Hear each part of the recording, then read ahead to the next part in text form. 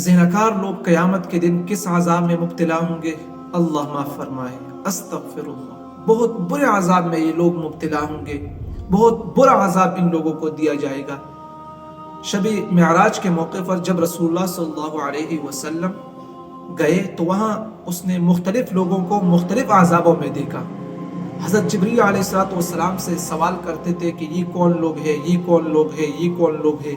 بہرحال ایک موقع پہ رسول اللہ صلی اللہ علیہ وسلم نے چند لوگوں کو دیکھا کہ وہ ایک طرف پکی ہوئی حلال پاک بنی ہوئی گوشت پڑی ہے اور دوسری طرف خراب بدبودار کچی گوشت پڑی ہے۔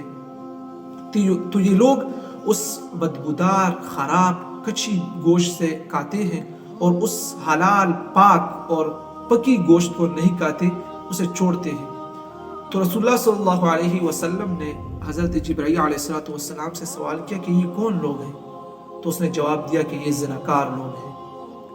جو لوگ اس دنیا میں زنا کرتے ہیں، حلال کو چھوڑ کے، نکاح کو چھوڑ کے، پاک کو چھوڑ کے زنا میں حرام میں مبتلا ہو جاتے ہیں، ان لوگوں کو یہ عذاب دیا جاتا ہے۔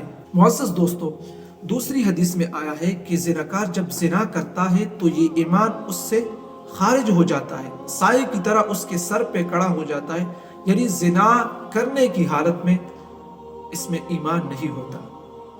اس لیے قرآن کریم میں اللہ تعالیٰ نے ارشاد فرمایا ہے کہ وَلَا تَقْرَبُوا الزِّنَا إِنَّهُ كَانَ فَاحِشًا، کہ زنا کے قریب بھی مت جائیے۔ تو معزز دوستو، اس برے عمل سے خود کو بھی بچانے کی کوشش کریں اور اپنے اولاد کو بھی اس سے بچانے کی کوشش کریں، اس لیے کہ یہ عمل بندے کے لیے اس دنیا میں بھی رسوائی کا سبب بنتا ہے اور آخرت میں بھی۔ اللہ تعالیٰ حفاظت فرمائے۔